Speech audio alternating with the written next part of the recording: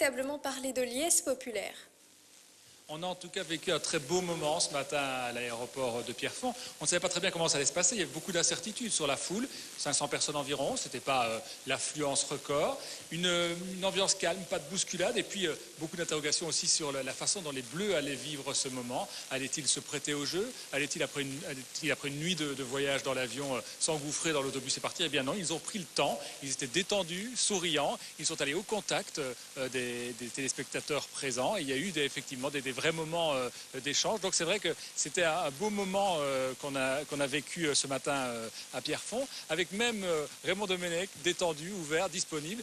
On sait qu'il n'est pas toujours facile, notamment avec les journalistes. Il ne répond pas toujours aux questions. Et là, vous allez l'entendre, il était visiblement conquis par l'accueil des Réunionnais. Ça confirme tout à fait ce qu'on imaginait, et ce que j'ai entendu, et ce qu'on attend du public réunionnais. C'est une ambiance exceptionnelle. Il est tôt le matin, ils sont là, ils attendent. Voilà. On devait passer monter dans le bus, mais c'était pas possible de ne pas s'arrêter sans signer, sans aller voir les gens. Moi, quand j'ai voulu venir ici, je connaissais. C'est similaire à ce qu'on a vécu aux Antilles. Et je dis l'impact public pour mettre une forme de pression, mais la pression positive, avec des gens qui ont envie que ça marche, avec des gens qui ont envie que l'équipe de France réussisse, on les a là. Et on a cette pression positive, c'est vraiment ce que je voulais et ce que j'attendais. Voilà, et vous le voyez à l'image, ceux qui sont venus ce matin ne l'ont sûrement pas regretté, 500 environ. Ils n'ont pas pu approcher, vous avez vu, ils étaient derrière des barrières, mais c'est encore mieux. Ce sont les Bleus qui sont venus à eux. Ils ont pu les toucher quasiment, leur parler. Il y a eu des séances de photos, de dédicaces, un bain de foule qui a duré une dizaine de minutes. Je vous propose maintenant de voir ce bain de foule, ce contact côté supporter avec ce reportage d'Antoine Forestier. Il fallait être matinal pour apercevoir les Bleus sur le parking de l'aéroport de Pierrefonds. Ils sont près de 500 à être venus accueillir l'équipe de France. Avec 1 heure de retard, la 310 fait son apparition sur le tarmac et déclenche les premiers cris d'hystérie.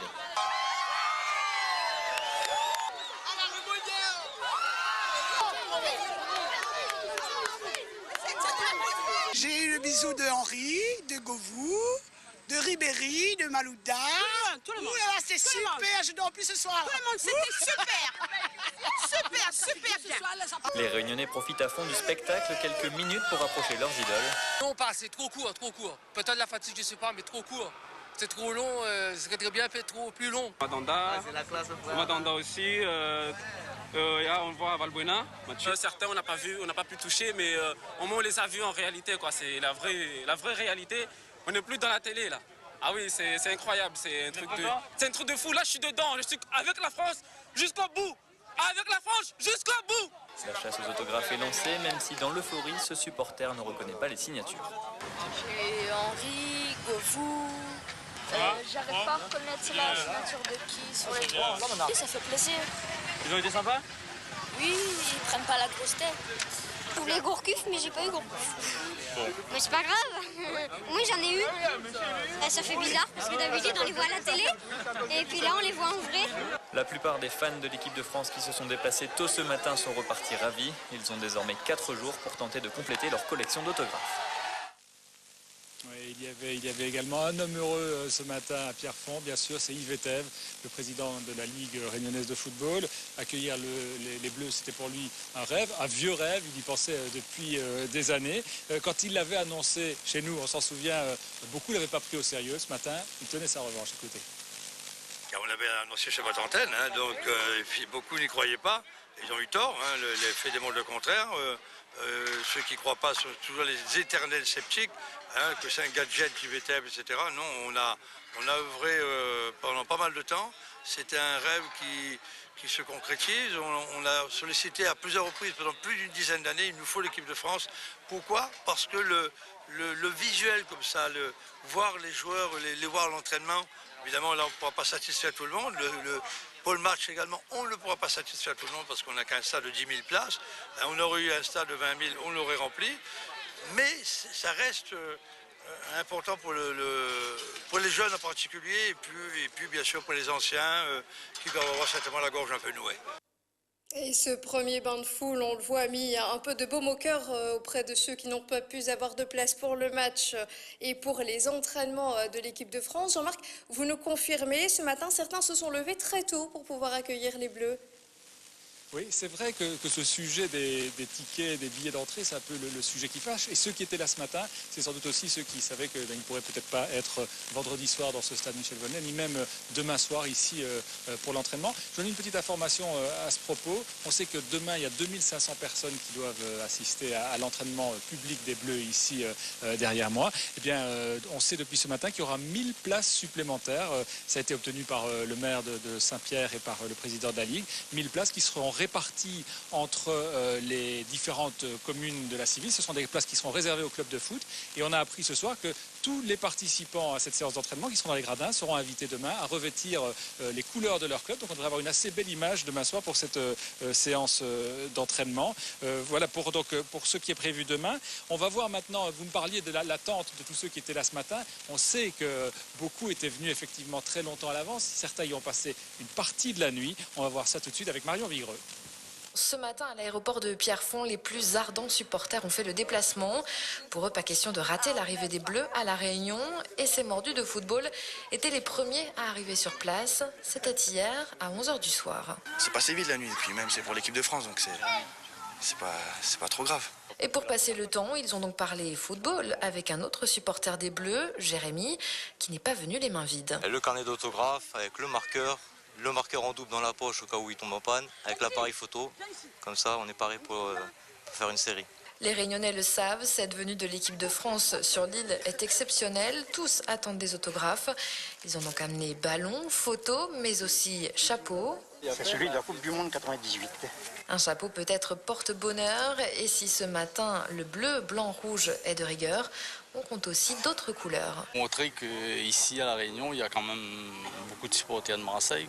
L'ambiance est bonne enfant. À l'aéroport, les supporters veulent réserver un accueil chaleureux au stade du football national et international.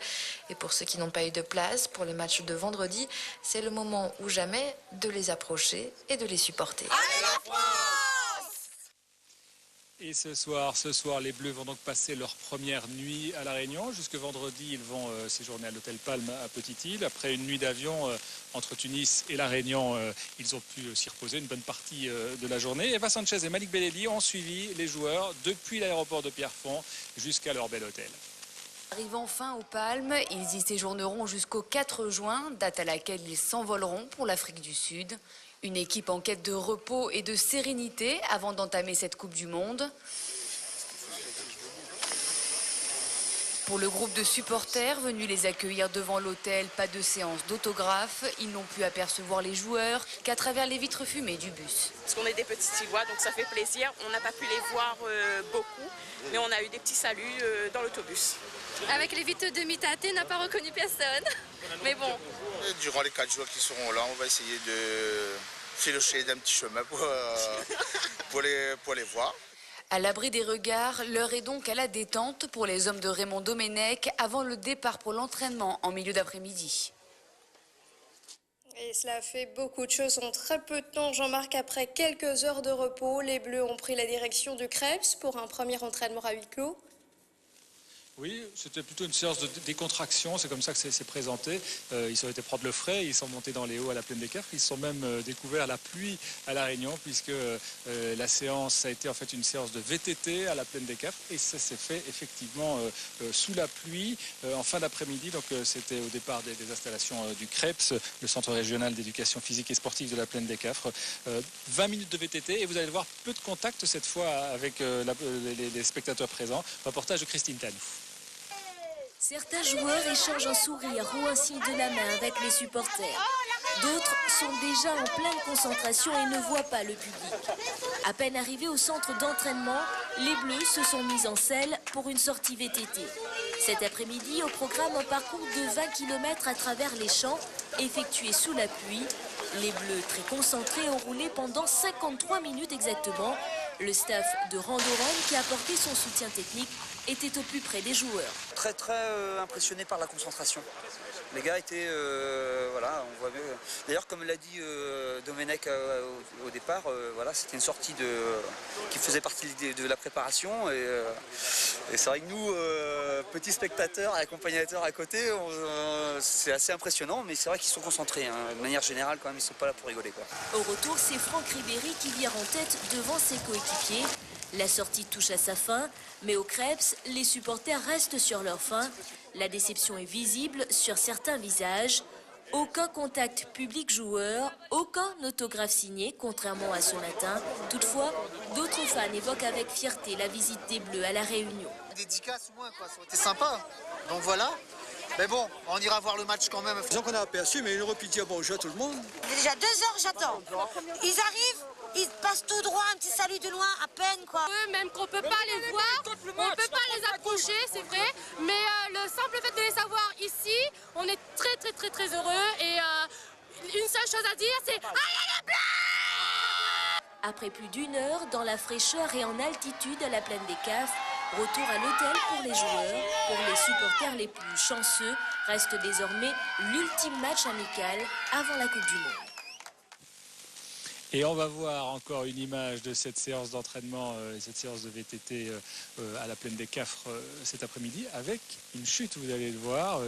Il pleuvait, la route était glissante et Anelka a fait une petite chute.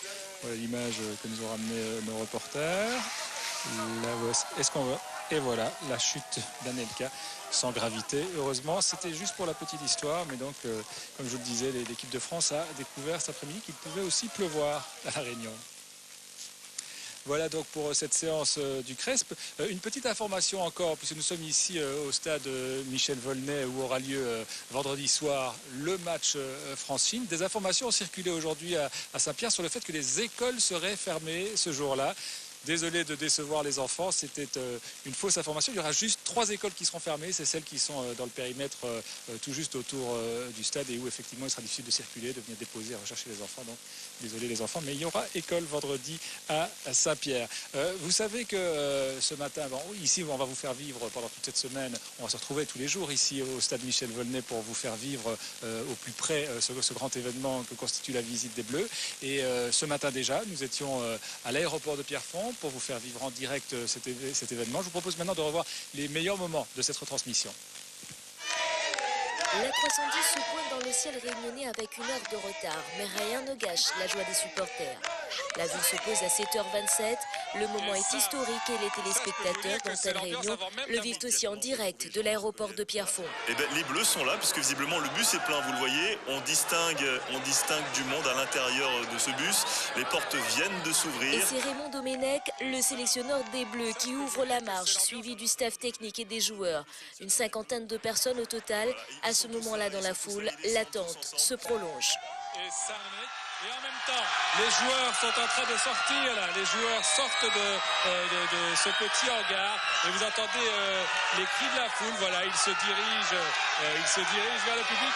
Ils ont l'air un peu fatigués. Ils ont passé une nuit dans l'avion. Ils arrivent de Tunis et là ils se dirigent gentiment, nonchalamment, les mains dans la poche. Ils découvrent la chaleur de cet accueil réunionnais. Dans cette ambiance des grands jours, l'accueil est triomphal et les nombreux spectateurs sont gratifiés d'une belle rencontre. Cette rencontre entre les joueurs, on l'espérait et elle a bien lieu. Henry, Cissé, Ribéry, pratiquement tous les joueurs prennent le temps de signer des autographes et de poser pour les photos souvenirs pour le plus grand bonheur des Réunionnais. Alors c'était bien, j'ai eu des autographes de Ribéry. C'était sympa quand même, ils ont pris le temps. Oui, ils ont pris le temps et ce qui est sympa, c'est qu'ils vont venir à Petite-Île. Peu après 8 heures, le bus des Bleus prend la direction de Petite-Île, là où l'équipe de France va établir ses quartiers pendant 4 jours et en attendant le France-Chine de vendredi.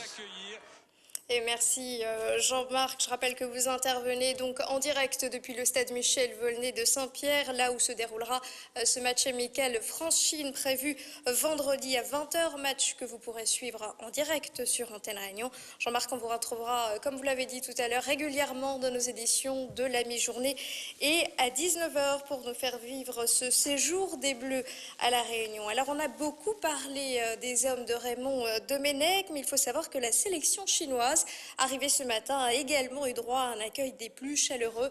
Je propose de le voir en image avec ce reportage de Cynthia Ramalingom-Poulet.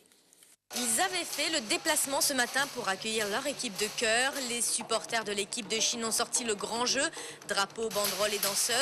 Un comité de bienvenue qui a fait la joie des représentants de l'équipe nationale. Après plus de 15 heures de vol, il est bon de poser le pied à terre. À 3 jours du match, l'impatience se fait sentir chez les encadrants. Ce n'est pas la première fois que nous rencontrons l'équipe de France. C'était déjà le cas en 2006. La France est allée jusqu'en finale et j'espère que ce sera encore le cas cette année. La communauté chinoise de Lille est ravie. Ils ont pu rencontrer le staff et les joueurs. L'occasion rêvée de voir leurs deux nations réunies autour de l'esprit sportif. Une grande joie pour nous et puis ça fait plaisir comme ça pour la relation la France et la Chine pour nous. Je suis chinois mais je suis aussi français. Donc surtout voir l'équipe de France et l'équipe de Chine à La Réunion, alors je pense que toute la communauté chinoise doit être heureuse. Parmi ceux venus accueillir l'équipe de Chine, un supporter de marque, le consul. Le diplomate voit dans ce match l'opportunité pour les joueurs chinois de se perfectionner. On vient ici, c'est pour, premièrement, c'est la France qui a choisi la Chine, on est content. Deuxièmement, on est venu ici pour apprendre auprès de l'équipe française. Et troisièmement, on profite de cette occasion pour un grand entraînement. L'équipe s'est ensuite dirigée vers l'ouest de l'île, au Grand Hôtel du Lagon, où elle est logée. Rendez-vous vendredi pour le match contre l'équipe de France. En 2006, lors de leur dernière rencontre avec la Chine, les Bleus l'avaient remporté 3-1. Du football encore, nous avons l'honneur ce soir d'accueillir Benoît Trémoulinas, arrière-gauche des Girondins de Bordeaux. Bonsoir. Bonsoir. Vous serez au stade Jean-Yves Oula ce dimanche pour un match inédit, un match des Créopolitains contre une sélection de La Réunion. Alors, c'est une question tout d'abord qu'on n'avait pas eu l'occasion encore de vous poser. Est-ce que vous êtes déçu de ne pas avoir été retenu par Raymond Domenech? Est-ce que c'était possible? Non, pas déçu, puisque je n'avais aucune sélection en équipe de France, donc je m'y attendais un peu. Forcément, on a un petit peu parlé de moi, parce qu'il y avait pas mal de blessures au niveau des latérales gauche. Mais non, pas déçu et content pour Marc Planus, qui a eu sa première sélection en équipe de France. Vraiment content pour lui, parce que c'est quelqu'un que j'apprécie beaucoup et qu'il mérite beaucoup, donc voilà. Ça reste un rêve de jouer un jour en bleu? Bien sûr, c'est le rêve de tout footballeur français, de jouer avec les Bleus. Je pense que c'est vraiment la consécration la plus grande, donc oui, ça reste un rêve. Vous avez cité Marc Planus, donc, qui évolue également auprès des Girondins de Bordeaux. Deux autres joueurs jouent sous les couleurs de ce même club, Yoann Gourcuff et Alou Diarra. Ce sont des bonnes recrues pour l'équipe de France? Bien sûr, ce sont des joueurs qui ont confirmé cette saison à Bordeaux, même sur une petite période délicate, mais eux ont toujours confirmé leur statut de l'équipe de France. À noter aussi Cédric Carasso, qui aussi a fait du très bon boulot cette saison. Donc voilà, je pense qu'ils s'ils sont sélectionnés, c'est qu'ils méritent beaucoup et ils vont apporter à cette équipe de France. Alors, il a été dit dans le courant de cette matinée par Raymond Domenech qu'il était important que les Bleus viennent chercher un peu de chaleur humaine avant de partir pour le mondial. À quoi ça sert? Est-ce que vous avez déjà vu, par exemple, l'encouragement d'un public faire basculer un match? Oui, c'est vrai que c'est important que les supporters soient là. On a vu que ce matin, tous les joueurs de l'équipe de France sont prêtés au jeu des autographes et ils avaient tous le sourire malgré un long voyage, et je pense que c'est important pour les Réunionnais, et je pense que les Réunionnais le rendront durant ce match contre la Chine. Alors, en même temps, les experts doutent de la qualité de ce stage de préparation. Certains le disent trop court, trop éprouvant, avec trop de kilomètres à faire. Le championnat, la Ligue 1 touche aussi à sa fin. Les joueurs sont fatigués. Est-ce que tout ça, c'est un contexte défavorable pour le mondial? Non, je pense pas. Je pense que s'ils ont établi ce stage, c'est qu'il est bon. Après, voilà, les journalistes ont toujours un mot à dire dans le sens c'est bien, c'est pas bien. Non, si le staff de l'équipe de France a effectué, va effectuer ce stage, c'est que, à mon avis, il est bon, tout simplement. On parle de vous, et là, je vous pose une question. Vous avez peut-être quelque chose à nous apprendre. Une rumeur dit que le club de Tottenham vous a contacté. Est-ce que vous confirmez? Est-ce que vous seriez intéressé? Non, ce n'est qu'une simple rumeur. Contractuellement, il me reste encore 3 ans au Girondins de Bordeaux. Donc voilà, après, vous savez très bien que le football, ça va très vite et qu'on peut partir dans un club assez vite aussi. Mais pour l'instant, contractuellement, il me reste 3 ans au Girondins.